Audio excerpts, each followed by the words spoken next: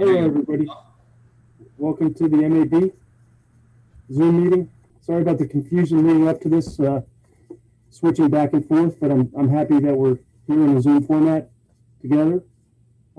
As you know, the meeting is open to the public. It's being recorded, and it's available at www.fortlauderdale.gov/FLTV or on the city's YouTube channel. The public can participate.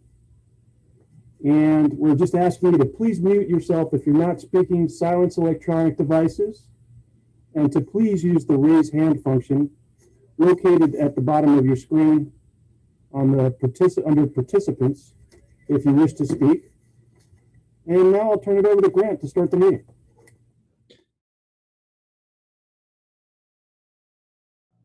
Hopefully this will be our last meeting that we do in Zoom, and moving forward we'll be able to be together. That being said, Bridget, can you start us off with a roll call, please? Yes. Okay, Richard Graves. Not here. Ed Strobel. Present. Thank you. Steve Whitten.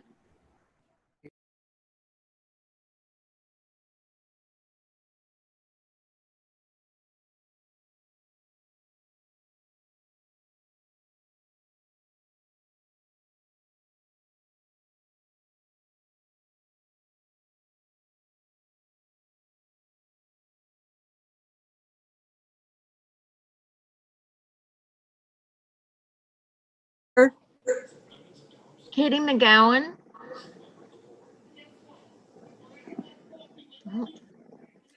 Deirdre Bowling Lewis. Here.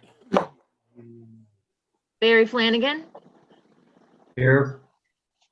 Norbert McLaughlin. Here. James Harrison. Here. Chair Grant Henderson. Here. Okay, we do have a quorum. Okay. Thank you, Bridget. Wonderful. Moving along. Do we have approval on the minutes and the revisions of the minutes from September 3rd, 2020, our last meeting? Would anybody like to make a motion to approve the minutes from September 3rd, 2020? I'll make a motion, Ed Strobel, to approve. Do we have a second? I'll second. Oh, Okay. well, if you have it on speaker view, it puts the person's name. Okay. So we have a second. Are those in favor of approving the minutes from the last meeting? Yes. Aye. Aye. Aye. All those opposed? Okay, great. We have approval of the meeting minutes from our last meeting. Let's move along here to the Waterway Crime and Boating Safety Report. Sergeant Mills, would you please? All right, am I on? You're on. All right. So good evening, everyone. I'm doing this from my office, so things are a little bit different here. We're having some computer problems, so bear with me.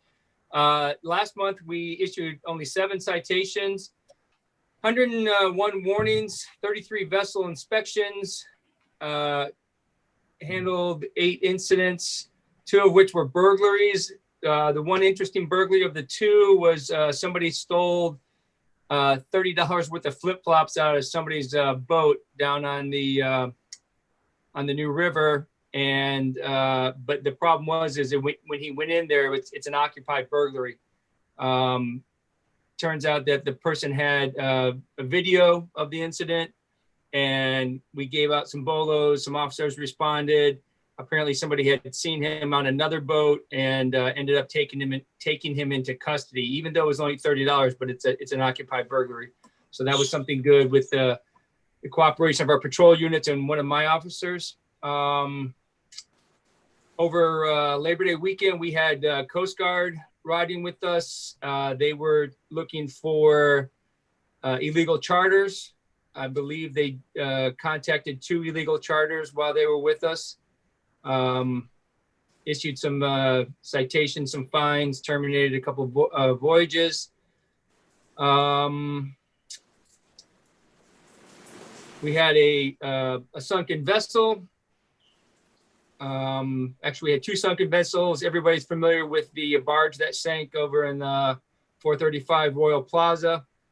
One of my officers was out there. Apparently they waited 2 days before they reported the incident.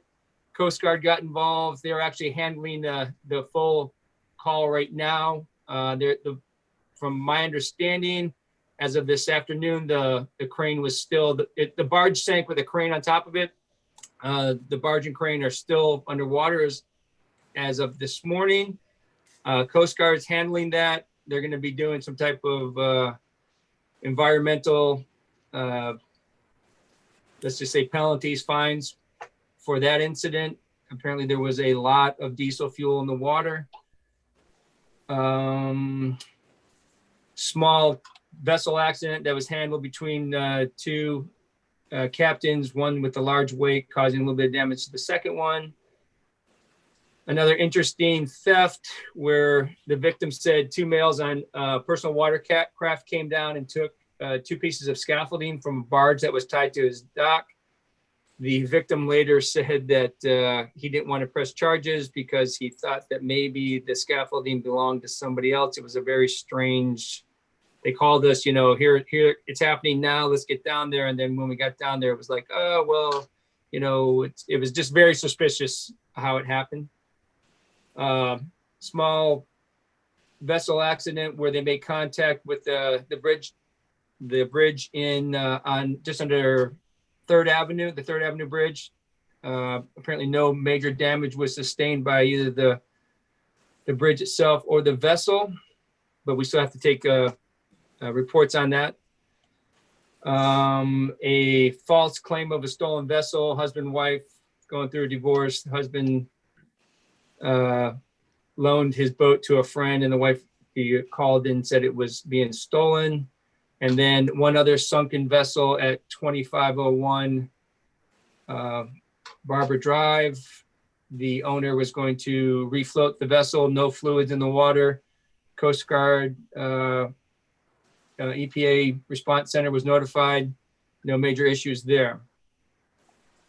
And then we have the boat show is going full blast now. They're putting up the pilings. They got the barges out there. Everything's going well. Obviously, it's going to be a condensed show. Been to a couple meetings on that. They're very excited about it going. And the latest thing that we have coming up this weekend is that they're having the Donald Trump flotilla on Saturday. It's going to start at Sunrise Lake, just north of Sunrise Boulevard there. Starts at 11:30, and they're going to go north all the way up to Lake Boca. We're going to have a few officers out there. This is the 3rd one that they've had. The last turnout, I would say they probably had close to 300 boats. We're kind of expecting maybe that or a little bit more depending on the weather. But again, the flotilla, the last 2 have been without any type of incident. So they actually, it was a good crowd, very, very positive. And that's all I have. If anybody has any questions. Yeah, Sergeant, did that barge sink? The barge sank over at 435 Royal Plaza Drive. Thank you. Yeah, that happened on the 10th of last month. There was some news. We had our PIO came out, did some information. It was definitely on TV. I saw the little blurb on it, and that was about it. Anyone else? I have one Yes. quick question. Cliff, you want to go first?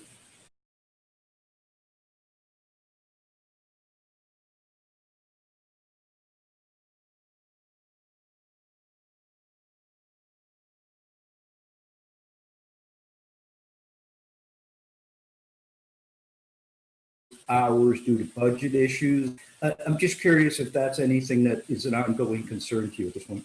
No. Everything actually turned out on that. There was some concerns about budgetary issues with our maintenance, and that if we were going to have the money to keep the maintenance schedules up for our motors, to keep them under warranty and things like that. Well, it turned out there was a lack of communication between the finance people and the department, and it was kind of lost in communication that the money was already there and it was put aside, so we were fine. Thanks. So we did save some money on fuel though. We all have. Sergeant Mills, Right. one last question here. Yes. In regards to the legal charters, are people getting the wind of what's going on? Are those going down? Are they increasing? What is your analysis of that? Well, I think the people to ask would be Coast Guard on that, because I know in the last year or so, they've had a huge push for it. And anytime that my officers see what they perceive to be a possible illegal charter, we call the Coast Guard and they come out and they handle it. I actually think it's going down a little bit from the reports that we're making, but I can't give you an overall, synopsis of exactly what's happening. The Coast Guard would be a better Gotcha. resource for that. Thanks.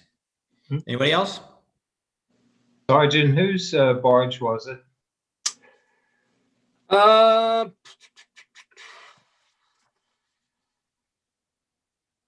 Give me a second and I will have that for you.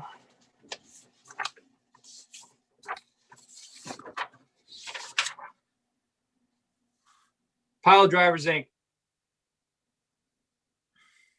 Thank you. Yep. Anybody else?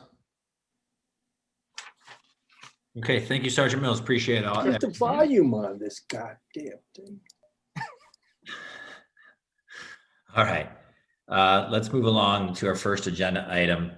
Item number 5 is a revision of the waiver limitations for 1776 Southeast 10th Street, being presented by Tyler Chappelle, the Chappelle Group. Obviously, this was here last month. They're here back again. So, Tyler, if you would.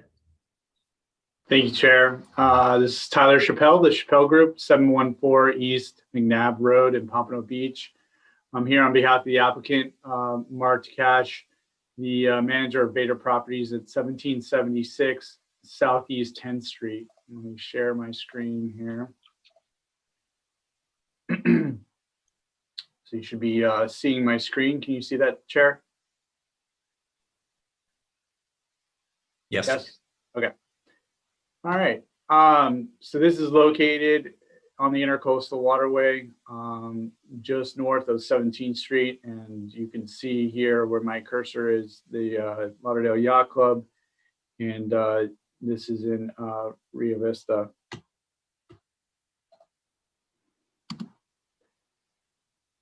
This is just a blow up of the aerial.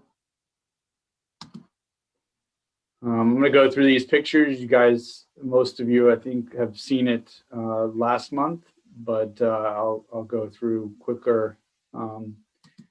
This is the east and south of the property. This is a quick aerial of the waterway and the location of the corner property, existing conditions. So the difference in the proposal this month and last month is the applicant has decided to move the boat lift to the east side of the property instead of having it. If you remember the last presentation, we had it on the south side over here by the wood dock that's existing. We've moved it to the east side, which will not only allow for better access in and out of the canal, but he had concerns with on 10th Street. There's people who are fishing off of the street side, and this will provide him with the vessel on the lift some privacy in his backyard by putting it on this side instead of the south side.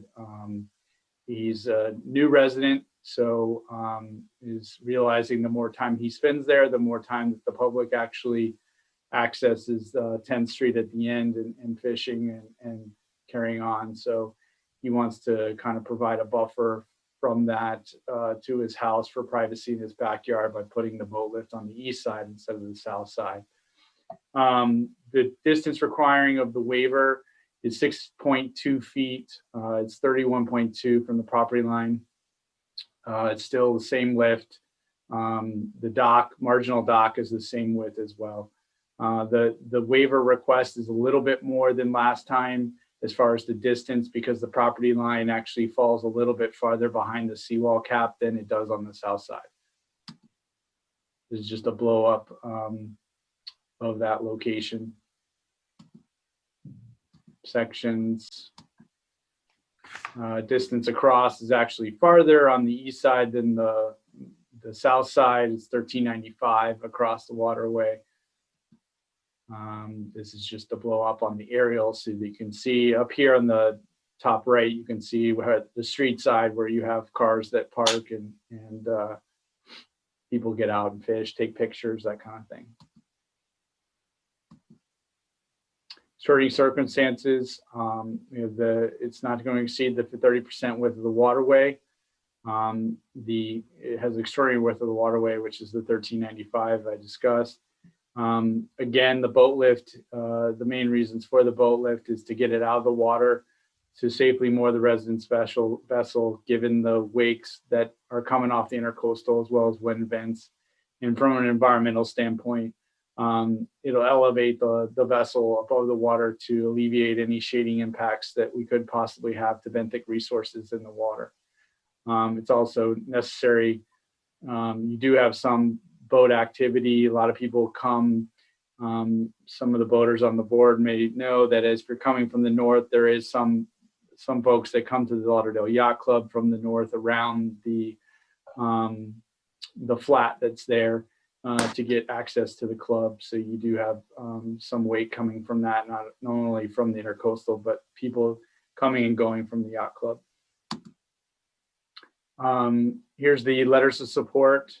We did actually get 2 additional letters of support than the last time from across the street, and specifically the neighbors that are looking south towards where the new boat lift would go.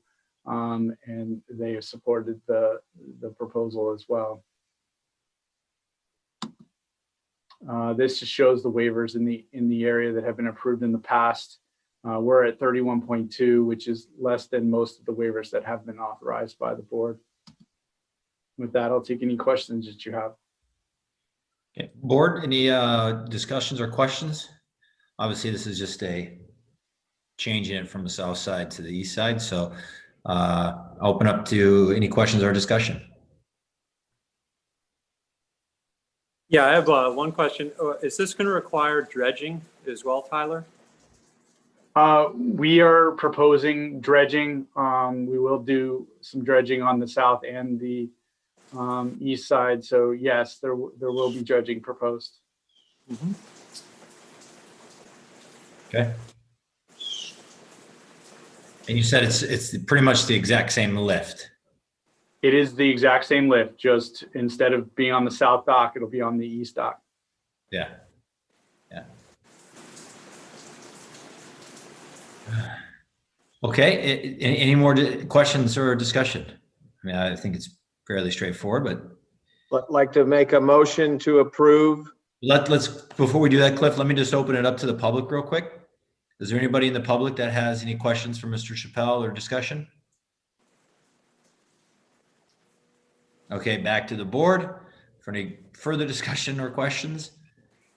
Cliff, you can continue. Motion to approve the proposal as stated. Okay. Roseanne Lovell making a second to approve. Okay. Why don't we take a voice vote on it?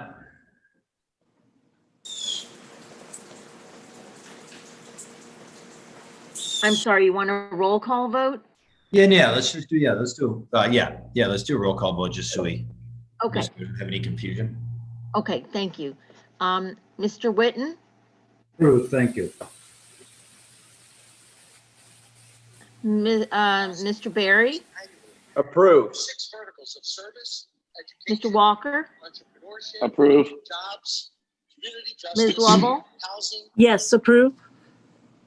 okay, Ms. Bowling Lewis,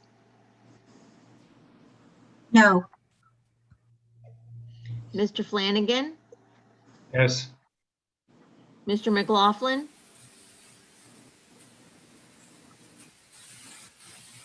Norbert, turn off your mute.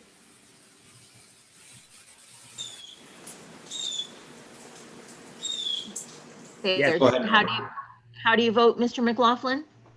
Yes, 4. Thank you. And Mr. Harrison, Yes. Mr. Straubel, Yes. Chair Henderson. Yes. That is approved. Okay. Thank you so Thank you, much. board. Hello? Thank you, board. Appreciate it. Have a good night. Hello? Hello? Mr. Graves, you're here? Yeah, I'm here. Graves. What time did you arrive? About 5 minutes ago, I Okay, got stuck in traffic. No, I just lost the thing. okay, and were you here for the item that was just presented? Yes, ma'am. And how do you vote? Yay. Thank you very much. I've got Okay. you. Great. So they have it. Wonderful. We can move on to item number 6, which is a waiver of limitations for beach club boating restricted area, the Atlantic Beach Clubs, to be presented by David Hemskirk. They've been selected through an RFP process as the motorized beach rental concession. Waiver honors and banana votes. And this item addresses their ability to ingress and egress within the beach boating restricted zone, the area between the high water mark to the west and 100 yards east of the mean high water mark in the Atlantic Ocean. David, would you like to present, please? Chair, this is Andrew. I don't see that David is here to answer any questions, so I might stand in on his behalf. Okay. Something wrong with your microphone, Andrew.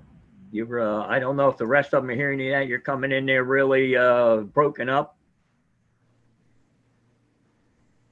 Now you're muted, Andrew. I will speak up. Yeah, speak as closely as you can to your mic. I think that generally helps. Are there any questions about this waiver? Yeah, I have one, Andrew. Are there any changes from the previous plan? Because I see the plan presented, actually, the dates are a couple years old. Are there any changes, or is this the same plan as before? It is the same concessionaire that is likely to be awarded the concession that is currently out there. That's been out there for 5 years.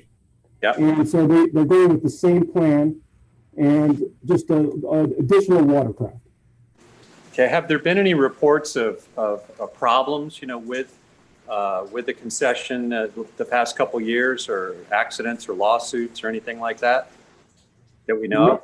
Not that I know of with this concession at this location. Okay. Sergeant Mills, have you had any reports, or is there anything that you're aware of on this waiver, or you're aware of the property and what's happening there?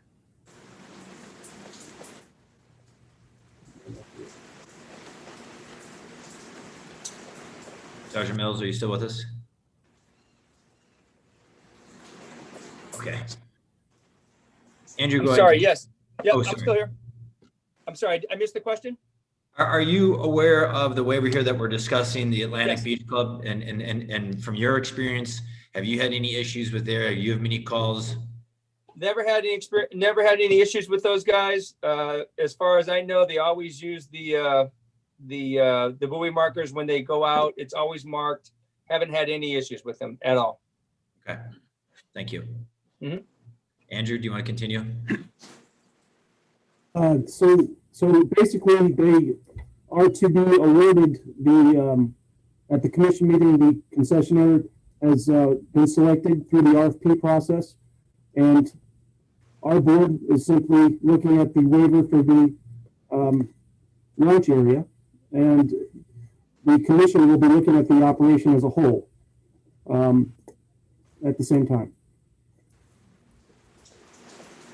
Okay, I didn't get all that. So is it our job to look at the process and give our suggestion to the commission? The board is being asked to make a recommendation for or against the waiver to allow them to launch on the beach. Okay. Okay, so do we have any discussion on the proposed area here? Does anybody have, now I see Jimmy, those are some good questions. Yes, Grant, this is Norbert.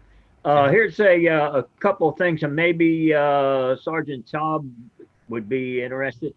What are the operating times during the daytime for, I have actually eight little questions that I have, and I'm sure that they're superficial, but I said I'd like to put them on record.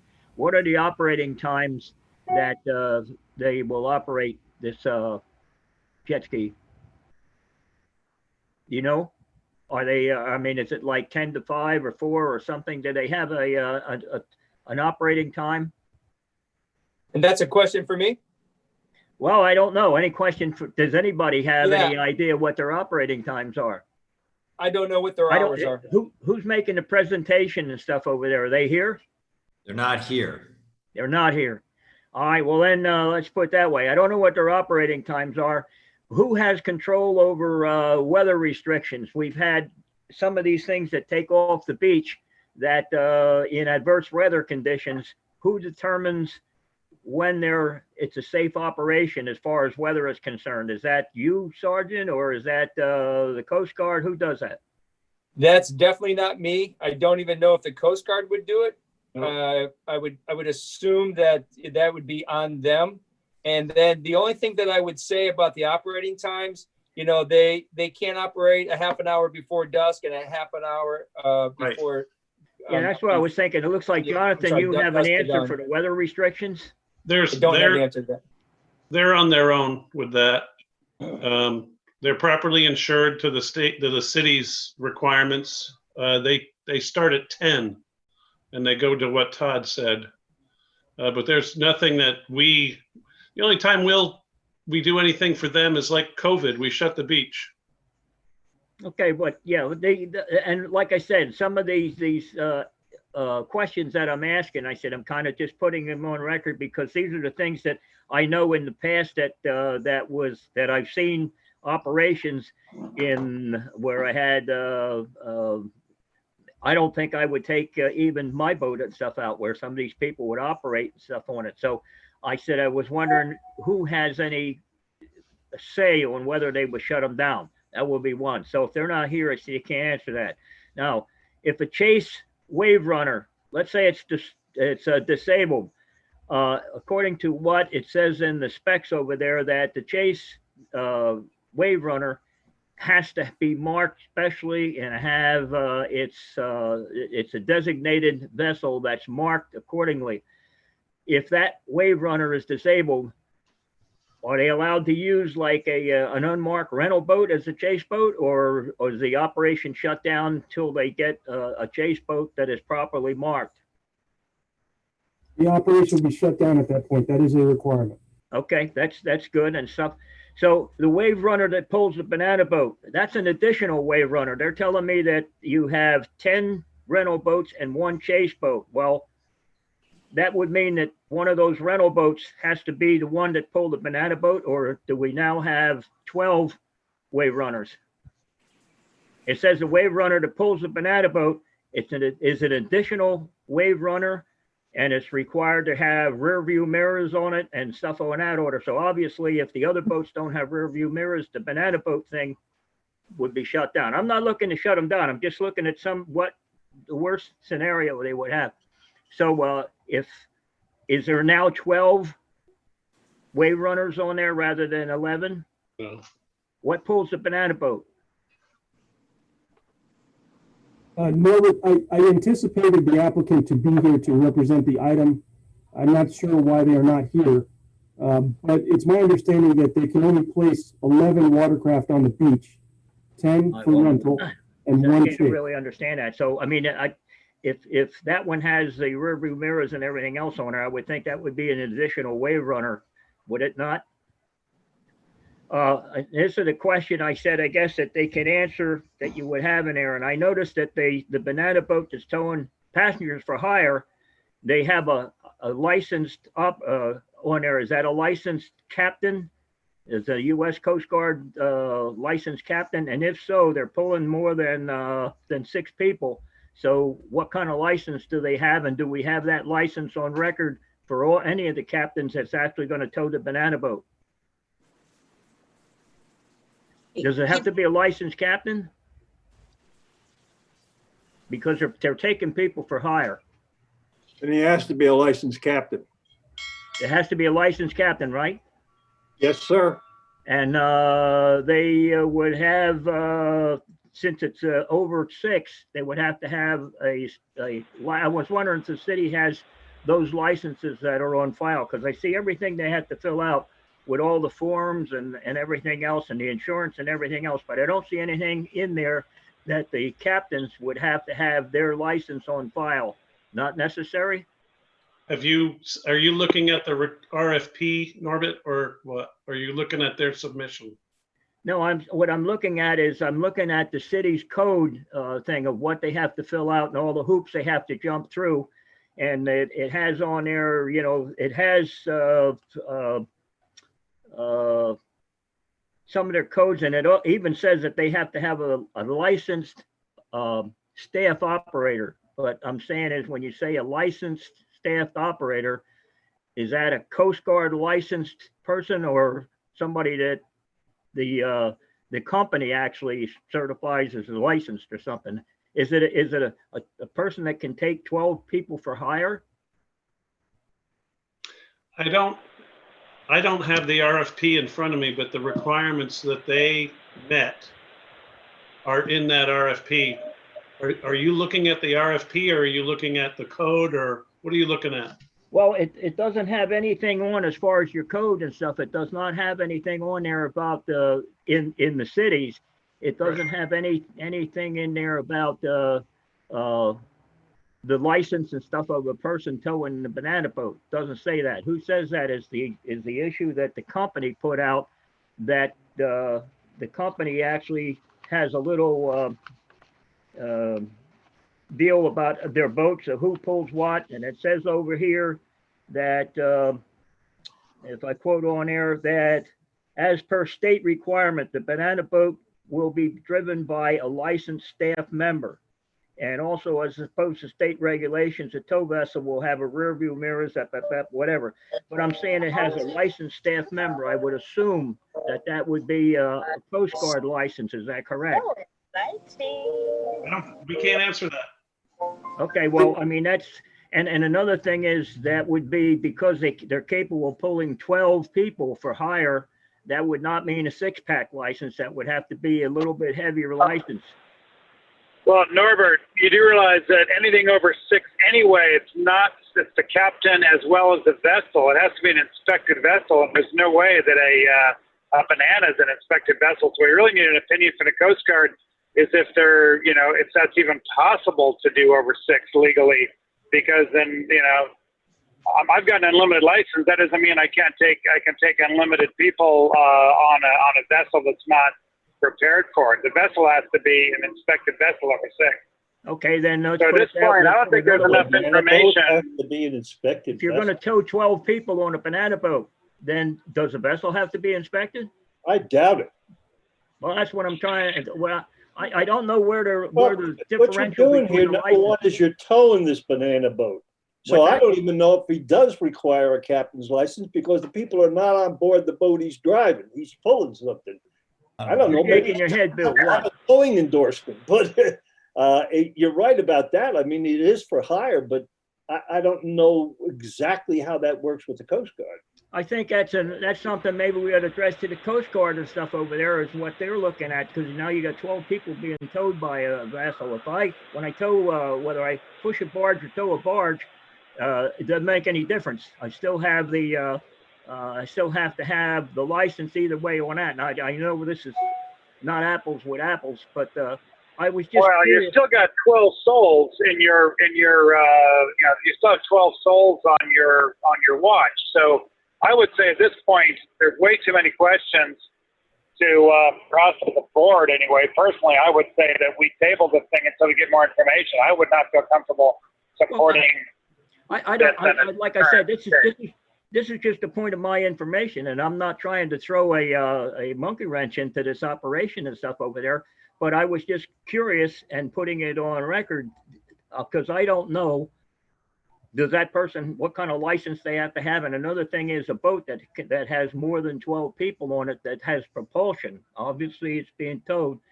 Does that have to be a licensed vessel? I think you really got to call the Coast Guard. You really got to get a hold of the Coast Guard. you know, I mean, that's a lot of people I would think to be towing, to be putting in a boat that's, whether or not it was being, you know, even if it had a motor or something on it, it would still have to have a licensed captain, I would think. So one of the reasons to not grant this waiver is that the activity has a reasonable threat of endangering public safety. And I think, Norbert, you raise a lot of great questions as to whether this activity poses a reasonable threat to public safety. And I'm very surprised that the applicant is not present to answer those questions. My recommendation is that we hold this over until the next meeting. Okay. And we strongly recommend the applicant show up to answer these questions. Yeah. And I said, I was just, you know, obviously we're supposed to be looking for the city. This one, I guess, Jonathan, I said, maybe you can answer. The minimum age for a person to operate a wave runner in the state of Florida is 18 years old. Yet they're saying that they're going to be renting to people that are 16. How's that? Again, Norbert, these are all, I think these are all good, valid points and good questions that you're bringing up that we're not going to be able to answer. Andrew. Okay, well, obviously the person Andrew, giving the presentation, David? is not here, so I can't answer that. So I will refrain the other one and stuff as far as it. But here's something that's, let's say, think about. Okay, is this a year-round operation? I mean, do they go from from January to January, or do they have it, or is it seasonal? What? And the reason I'm getting to that is, if they were to operate, let's say you have a 50-foot wide corridor, and they store the boats up there at night and everything else, and they come back in the next day, and all of a sudden one or two turtles happens to build a nest inside that corridor. Where do we go from there? This sentence is grammatically correct. The application says they're not going to be storing on the beach overnight, but I mean, I think you raised some great points. I highly recommend that we table this until next month, and we require the applicant to come back. Andrew, can you get in touch The only way with you're going to David get this settled is to tomorrow get the and owner either- of this to come here and talk to us, and then Yeah. you can ask him those questions directly. Right. Andrew, can you talk to David tomorrow and ask him why he is not here, and say that in order, we have some valid questions for you. You're going to need to be present, and we can do this next meeting. So I anticipated their presence at this meeting. As recently as this afternoon, I was communicating with them. So I'm not sure why they're not here. The important thing to point out is the RFP. This is a procurement item, which would go before the commission. The date, as I understand it, is first meeting in November as a procurement item. And our charge as a board was to look at the launch corridor. But if you wish to table the item for all this other information, in addition to the launch corridor, I can do so. Hey, Andrew, it's Sergeant Mills. Hey, when we first logged on here, I overheard the moderator saying that there was a phone number that he didn't recognize. Is that possibly them trying to get in? Can we check on that? I can allow that phone number to speak if you guys would want me to. Can we just somehow check to make sure that whether that's him or not? For me to do so, I would have to allow them in the panelist side to speak. I just need your guys' permission to do so. Yeah, go ahead for the moment. Okay. Phone number 7033. You are currently muted. Go ahead and hit *6 to unmute yourself.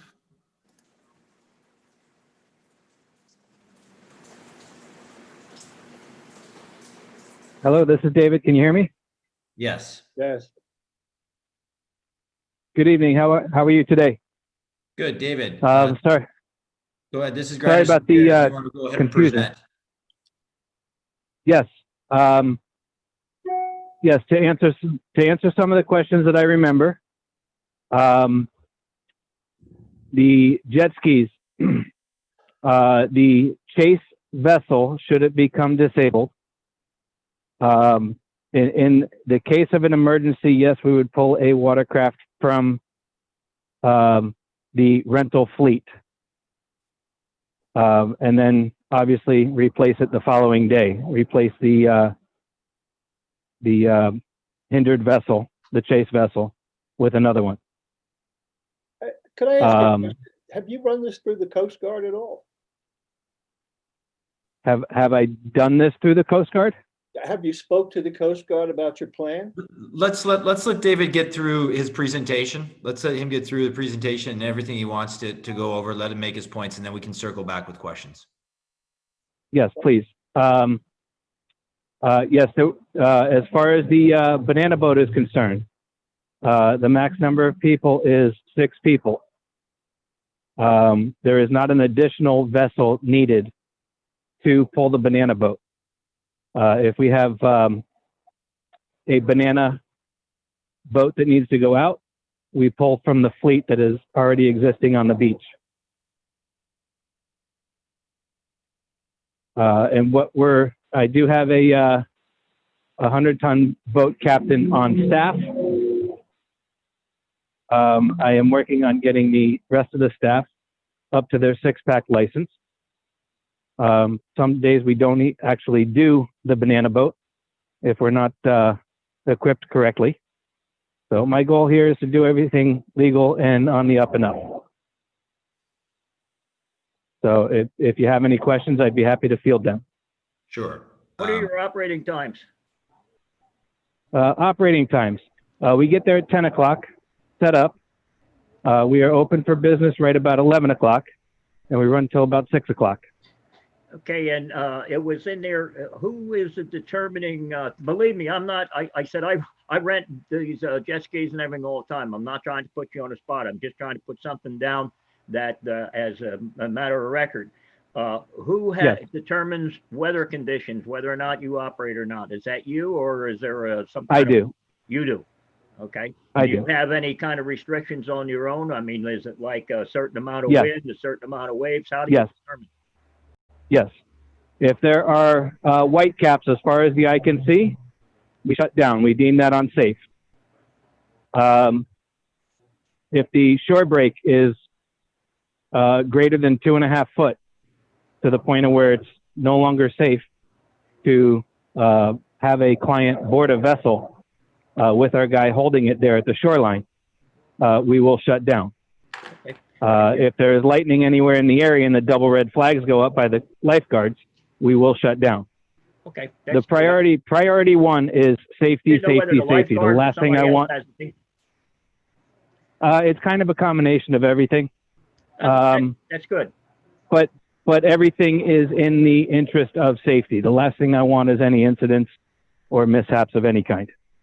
You do have, if I'm not mistaken, 12 wave runners. Is that correct? You have 10 rentals, 1 chase boat, and you also have one that pulls your banana boat. So that's 12. No, sir. That's what incorrect. Pulls the banana boat? I have one of the rental watercraft. So one of the 10. And that has and then to the have mirrors chase on ski. it? They all have mirrors on them. Yes, sir. They all do. Okay, that's good. That's good. The other question that I had was the minimum wage for Florida, the law is 18, and I see that you are renting to people at 16. Is that correct? Well, the minimum age to rent by yourself to legally sign a binding contract and waiver is 18. So you have to be an adult. But legally by the Coast Guard, you are allowed to rent at 16 and operate at 16 a commercial vessel as long as you have a boater's license and a parental consent form. Okay, that's good. And now I noticed that I'm familiar with the wave runner that you have. They're the 110s and stuff on it. They're capable of having 3 people on it. Do you have more than one rider at a time? Can 2 people, how does that work? In other words, you get 2 or 3, or does it have to be a single? Well, excuse me. I put decals on them of max weight limit 350 pounds. Depending on the conditions, if a parent is out there with 2 kids, depending on the size of the kids and the conditions of the waves, we may or may not let them go out. But most of the time I tell everybody 2-person max. Okay, very good. I have one final question for you. And yes, sir. If you're in a corridor, a restricted corridor, I think it's 50 feet wide and it goes out into the ocean and everything else, should you come in the morning and stuff and you find that one or two turtles have built a nest inside of your corridor and stuff over there, what happens then? We operate around the turtle nest. Like we don't even come close to it. Okay, I was just That's I know I would have a happened. problem. In fact, just this past year, we had 5 turtle nests in our zone. It's not a problem missing them. Okay, I was You know, if there were thinking 20, that could be an issue. I was thinking the city would move you, I said that the 50 feet obviously is a number, I said, where you are. So 50 feet one side or the other, they could change that. So to go away from the nest, so that's fine. But I was just curious as what would happen. Your group comes in and that stuff over there and the turtles have built a nest or something in there. So you basically don't get permission to move the thing maybe 50 or 100 feet down or up or something on there. I think that the last couple of years that I've been monitoring that, there's been 5, 6 last year, 5 this year. And it doesn't hinder us in any way. Good. You're familiar with that. And I thank you, sir. You answered the questions. So thank you very much. Oh, you're very welcome. Thank you. Any more questions from the board? I do have one I just question. want to thank Norbert. For putting so much thought on that. Appreciate that. But, and I feel the same way. I thank you. Those are great questions. So I have one quick question. David, you have attached, or we're looking at a certificate of liability insurance, and you do have the City of Fort Lauderdale as insured. I'm not an insurance guy, but my gut says to me that you do not have adequate insurance if there's a catastrophic loss here. And I would love to make sure that the town approves this, because $1 million each occurrence and a limited amount in medical payments is not going to do it if somebody really gets hurt there. So again, I'm not an expert. I throw it out as a concern. Okay. I've Steve, the city already put the requirements for his insurance in the RFP, so he meets the insurance requirements that the city. So this is what the city has specified. Yes, yeah, we have the risk department determined that, and they wrote the whole section, and we put it in there, and he complies. Thank you for that, and I apologize, David. Thank you. Oh, not a problem at all. Okay. Yeah, I'd just like to make a comment, and that is that I have casually inspected all the boats. They're in very good condition. These are relatively new boats with mirrors and everything. And I go out nearly every weekend and see these wave runners out there, as well as go down to Miami. And just to compliment David on the difference between the Miami wave runner concessions versus our concession are night and day. I am scared to death riding anywhere close to the shore in Miami.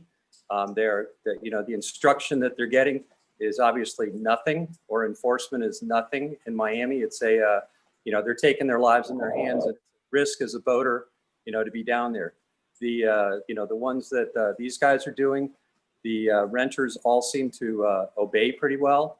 And it looks like a very well-run operation as a boater, going by and seeing it, because nothing is more scary than, having wave runners out running around and, trying to jump your wake and all that. But they seem to do very well. So I think the instruction that they're getting is good. So I compliment you on that. Thank you. Thanks, Jimmy. David, I wish you well on your enterprise. I think it's, I know that you're going to run a fine location, and I wish you well. I appreciate that. Thank you. Any more discussion? Andrew, you're muted. Moderator, this is Andrew. Kitty McGowan is in the waiting room, I'm being told. Kitty McGowan is in the waiting room.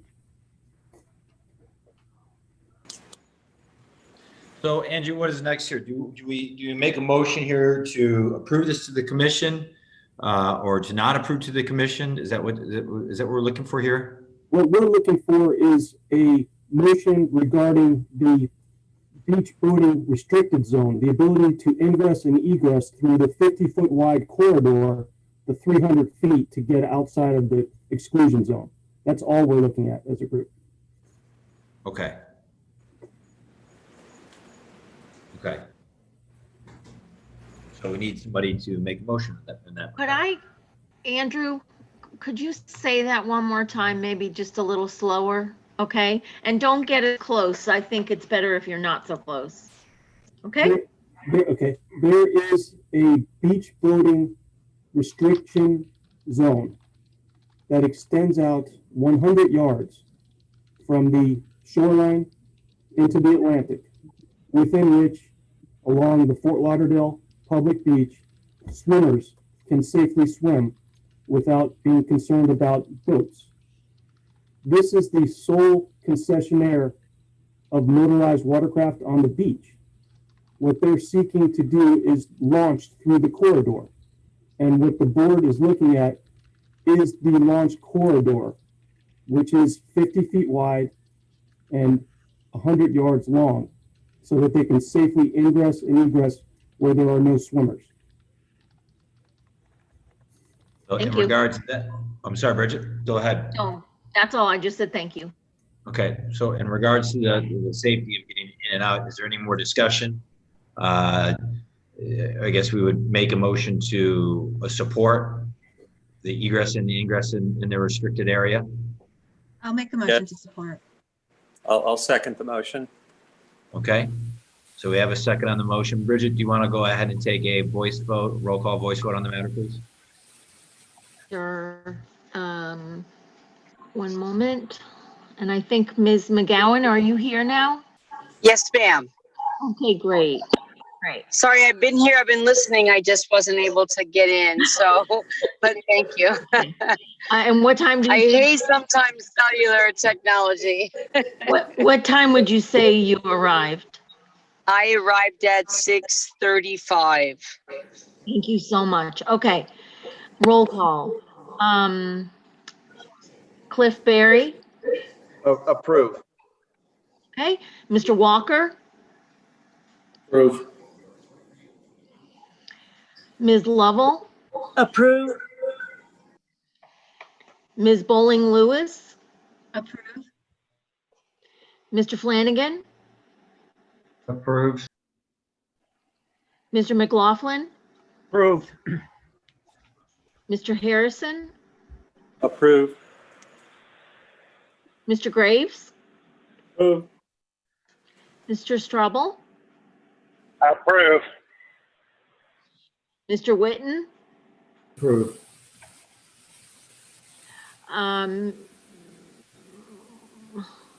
Okay, I just missed Ms. McGowan. Approve. Okay, and Chair? Approve. Okay, that's unanimous. Thank you. Okay. And thank you, David, for being here. Sorry that we had a little trouble getting you into the group here a little earlier, but nonetheless, you answered all of our questions. So thank you very much for being here. Oh, you're very welcome. Thank you for having me. I appreciate all of you. You got it. Okay, let's move on to item number 7. We have a presentation by Tom Blackney on the Point Man Pump Out, specific to the services they're offering and pump out throughout town. So I see you there, Tom. Thank you for patiently waiting. If you would go ahead and take the floor. Yeah, good evening, and thank you to all in attendance for the opportunity to join and speak briefly about our business at tonight's meeting. Also, thanks for your continuing work and support for the South Florida maritime community. I'd like to also thank John Luscombe and Andrew Cuba for their enthusiasm and help getting us involved as well. And to the staff, especially John, Lewis, James, and Bob down at the New River and Cooley's Landing Marinas for their hard work and friendliness. I'm going to share my screen here. I just have a couple slides.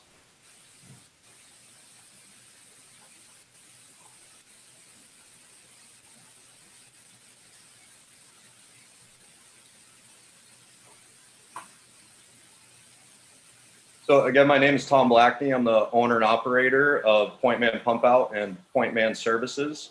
I'd like to also introduce Stephen Land, a founding member and a key advisor to our company who's in attendance tonight. We're here to simply introduce ourselves as an on-water mobile offload service in Fort Lauderdale.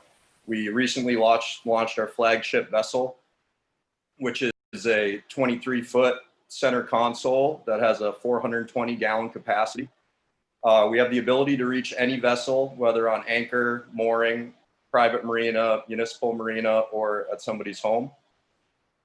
We're really here to offer compliance for boaters in the area. Our small team has over 40 years of offload experience in mobile blackwater hauling.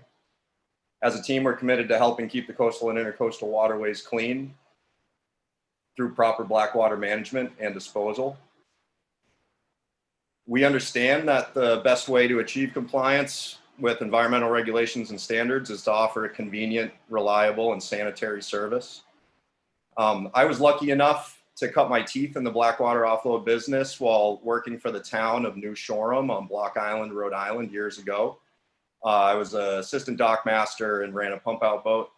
And upon moving to South Florida and living in the Bahamas, I realized that the standards that were set up there by the municipality and through the EPA guidelines and Rhode Island DEP, that we really set the standard for what mobile offload should look like. Now, that was working for a municipality and not as a private business, which we are. But I look to maintain those standards and improve upon them in our small business and really bring those key foundations of what I learned and our small team learned and be able to operate to that same high standard here. If you'd like to speak to Steve specifically, he was the harbor master of Block Island, the most recent harbor master. Again, he's joining me as an advisor and founder of this business here. He is in attendance tonight.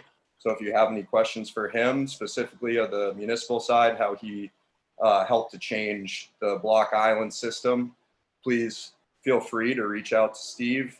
We both have our numbers on the next slide here. And in closing, just thank you for the opportunity to present. We were looking forward to working with you all here and the rest of the Fort Lauderdale boating community as we try to grow our business and be an active, dedicated member of the community. So thank you for your time. And if you have any questions, please feel free. Yeah, board, are there any questions for Tom or Steve? I mean, congratulations. I had spent many, many years boating up in the Northeast and a lot of time in Block Island. We had discussed this, I think, in a previous meeting. The availability of something like this, particularly if you could service somebody on a sandbar, etc., or if their house is outstanding. I wish you nothing but the best, man. Make sure you get the word out. Tom, I have a question for you. When you said there was a 24-foot center console? Yes, it's a 23-foot center console. 23. So, and you have a plus 400-gallon tank there. When that thing's full, are you at idle speed? Does that affect the stability or the seaworthiness of the vessel when that tank is fully full? No, the hull has been designed to handle it. The tank is actually baffled and is in the entire bottom of the hull, so it's dispersed. Yes, it does add plenty of weight, but we have a 200 Suzuki on there, and having been out with it full, it does handle fine. But yes, we have to make sure we're safe and careful. Sure, of course. Yeah, Tom, I have a question. What do you charge? How do you charge? So we're roughly operating on $1 per gallon as we get going. That is one of the challenges. Is it's kind of a two-headed monster out there in people who don't want to pay for a service and then people who are willing to pay for a good service. So we understand that being affordable is part of our future so that we can maintain compliance. But I've been reached out to by, I think it was Kenya at Marine Waste Management, and we're talking about pricing, just deciding what our actual hookup fee will be so that we're not undercutting anybody else who's already in the business, and so that we're, an affordable option for people to be compliant. Are you able to get any subsidies or help from the government, or are you trying? So part of our original research, we decided to go in and buy the boat ourselves privately. We had spoken with Brenda Leonard at the DEP, who runs the CBA grant program. So we are in really the research phases of that. That would be something that I would certainly be interested in the future. We've thought about how we grow and if our next boat could be one that's operated under a CVA grant.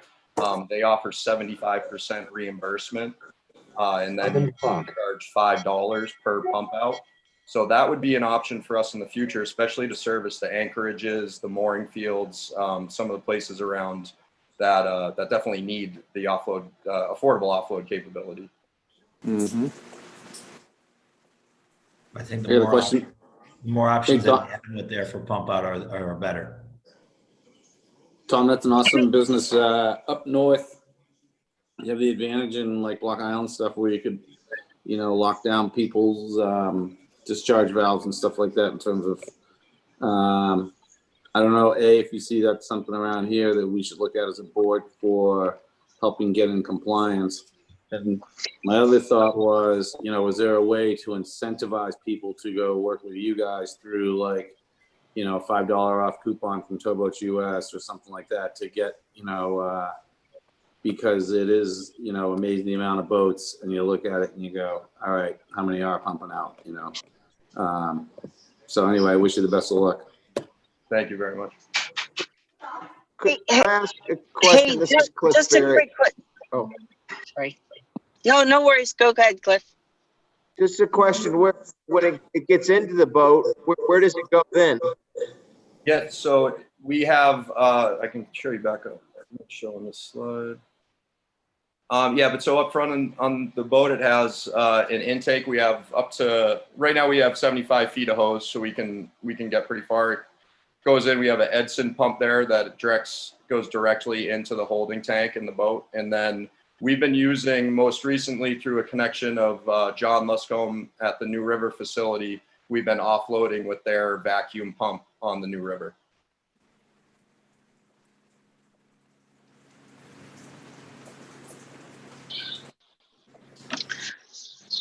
My only other question was, is there any intention in going forward of potentially doing gray water? Because we all understand that gray water is like the next thing that we're going to have to try and maintain and take care of, because it's almost, even in some cases, almost worse. Are you guys having any plan for that or looking at that at all?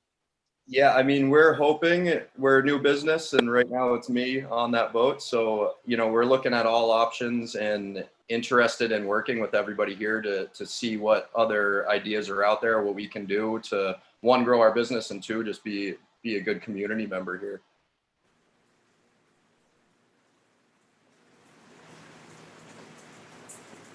Okay. Board, any more questions or comments? Great presentation. Yeah, best of luck. Thank you very much. Okay. Thank you, Steve. Thank you, Tom. Thank you. Okay. Let's keep moving right along here. Let's move on to agenda item number 8. Do we have any old or new business? Yeah, Chad, I have something just to think about real quick. When a variance for a boat lift, this has to do with a boat lift. So the variance for a boat lift is requested for the lift parallel to the shore. The variance is requested for the furthest point. In this case, it's the boat lift itself. For example, a 25-foot, and if you need you have a 30-foot boat, we get a 5-foot variance, and it stays within the new allotted distance. That's parallel to shore. When a variance for a boat request for a lift is perpendicular to shore, the variance request is again for the lift itself, which in most cases is not the furthest extension into the waterway. It says not with the ones we had, the waterways are real wide. It would have to do with a narrower waterway.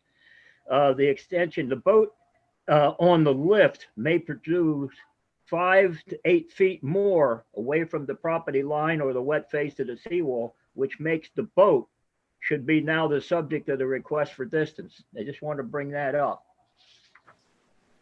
Because they don't, when we have a variance that's perpendicular to shore, they use the boat lift in both cases, whether it be parallel or whether it be perpendicular. But when you put a boat on a boat lift, if you get something like 2 or 3 big outboards on the back or an IO or something over there, the bow of the boat, putting it on the stern, the bow of the boat could stick out as far as 8 feet, depending on the size of the boat. So a 5-foot variance against the lift would actually be further, be 8 feet back. I mean, 8 feet out into waterway, not 5. Just wanted to bring in that to everybody, make sure everybody was aware of that. Yeah. When we approve a boat lift. Sure. We'll keep that in mind. Next variance we have. Absolutely. Thank you, Norbert. Yeah, so when you bring the lift up, if it's parallel, the two outside pilings have to be the furthest out. And that's the way that it is. But if you put it perpendicular, the same variance for a 30-foot boat and stuff over there would be measured on the lift, not on the boat. And the boat actually would stick out, could be as far as 8 feet, maybe. I don't know if it goes any further than that. Measured one the other day was like 7.5 feet out beyond what the lift was, because the weight, the center of gravity of the boat was such that the boat itself was out a lot further than when the lift. So the boats are getting bigger, the lifts are getting bigger, which the extension into the waterway is bigger. Just to bring it to anybody's attention that it makes a difference. Okay. Yeah, Norbert, I think that most all of the variances that I can remember, the length of the boat is established with the variance as far as how big the boat is going to be on the lift and how far it's going to extend. And I know that our variance is for the structure itself, not for the boat. Tyler would be better at answering that, but the boat is always just part of the percentage of the waterway that it can take up. The lift or the piling, can't go that far. It's just the structure itself is the thing. So I believe that's been taken into account on all of the variances that we do, I think. Oh, the variances that we have even approved on the last year and stuff over there have been with the boat lift itself. But we've had a couple of them that were perpendicular, but we were dealing with 400-foot wide waterways, so it didn't make any difference. But if you look, and I said, working with people that build the boat lifts, looking at the variance, and when they went out over there, I know that from the perpendicular ones, looking at that when they were built, that the variance was taken from the furthest pile out on the boat lift, not the boat itself. When we put the boat on there, that's one I just measured, and just measured it was 7.5 feet beyond what the furthest piling was from the waterway. However, the variance was only for the boat lift itself measured. I don't know whether that was ever caught or whether or not when they present that they need a lift. Like for instance, the one you had tonight was 6'2", but that's no problem because the boat's parallel. But if you measured when the boat's on the lift, how far does the boat stick out beyond the that boat lift? If it was turned around and facing out towards the waterway, they would need an extension a lot more than 6'2". Yeah, but Norb, the piling is measured from the seawall. The boat measures into the distance into the canal that it's permitted, and it's not a permanent structure. I know I said we've had boats already. I said where the piling, Barry, the variance was like 50 feet out or something that they wanted, but the boat itself, I said, could extend further than that, even though the variance was for the pile itself. And they were asking what size boat and stuff in there. Most of them say, well, we have a boat that's 35, 40 feet and stuff. They put a 65-footer in there, which extends it a little bit further than the pile it's out. The boat lift, the ones that I looked at, and I said, I'm going to look at a couple more because the one that I looked at, I know that the variance that we approved was for, I think it was 5'5" or something like that, more than the 25 feet out. However, when I measured it, and I said, I can't tell you what it is because just put it in, but the measurement from there was bigger than what we basically approved. I mean, if you're saying that it's a boat, and I kind of agree with you, but I looked at the plans, and you go back and look at some of the plans, it actually has the boat lift. That has nothing to do with the boat. It never shows a boat on top of the boat lift when you're working on a perpendicular boat lift. It shows the picture and the architectural rendering and stuff of the boat lift itself. Never is there a boat on top of that lift. Yeah, but if the bow of the boat is exceeding the percentage of the canal, it could be cited as a violation. It could be, it's true. Even without a boat lift. And it should be. The thing of it is, is the ruling is 25 feet or 25 feet out or 25 feet of the canal, whichever is the less. However, when you're looking at the canals and stuff over there are 300 or 400 feet wide and stuff over there, the ladder goes in. So you could actually go out if we had a variance instead of this one tonight, if it was turned the other way, they could have went out on this one. They could have went out 8, 9 feet. And that would have taken the boat in consideration if it was parallel because of the width of the waterway is wide enough. But it's not presented that way. It's presented from the boat lift, not the boat.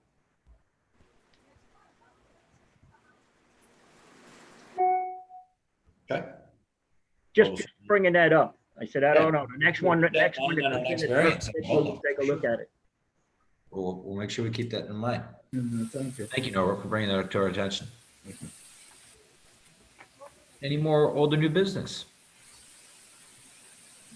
Yeah, Grant, one thing I'd go, like to Bill. mention, not sure, Andrew or Jonathan, where we stand on some of these things, but the city approved a $200 million bond last year, 2 years ago for parks. $50 million was really driven by an organization in downtown to increase the bond from 150 to $200 million. Part of that money was really looked at to upkeep on things like the seawalls and marina space along the New River. Right now, that money looks like it's kind of vaporizing into a whole bunch of different things. And there's a number of people around town looking to, see where money's going and whatnot. But I wanted to make this board aware of it because, it will have an effect on the marina capabilities and the seawalls and the flooding and whatnot. It's going to be, you have to go figure out another way of fundraising for it type thing. Maybe there's other plans afoot within the city that, I'm not aware of, but I just wanted to bring it to everyone's attention that it's a serious issue, as we all know, with the rising sea levels and whatnot, and also the age of that whole area. I know, Norbert, you got a history book of knowledge in there about it, that whole thing. But anyway, that's all I got. Thank you. Jonathan, any follow-up to that?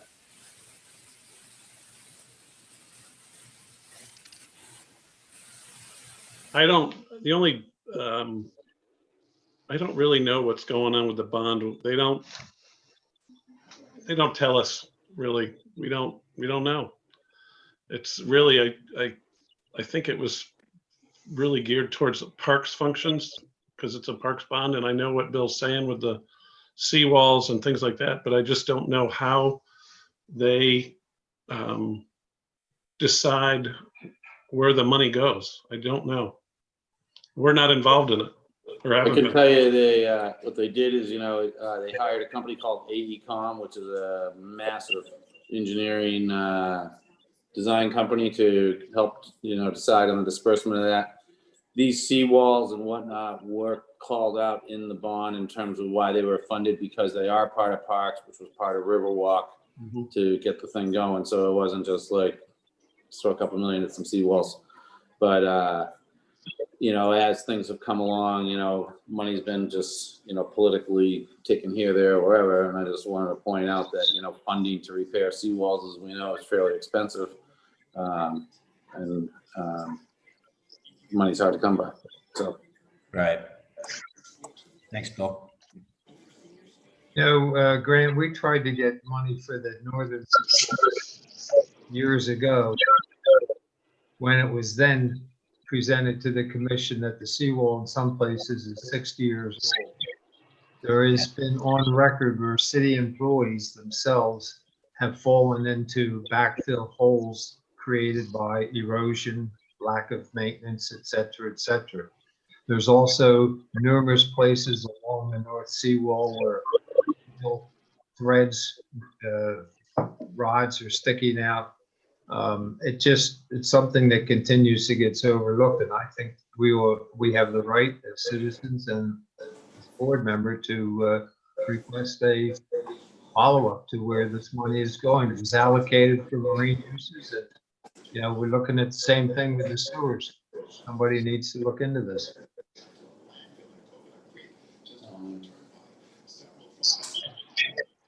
Yeah.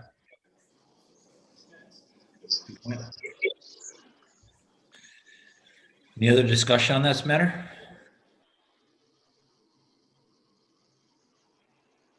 No? Okay.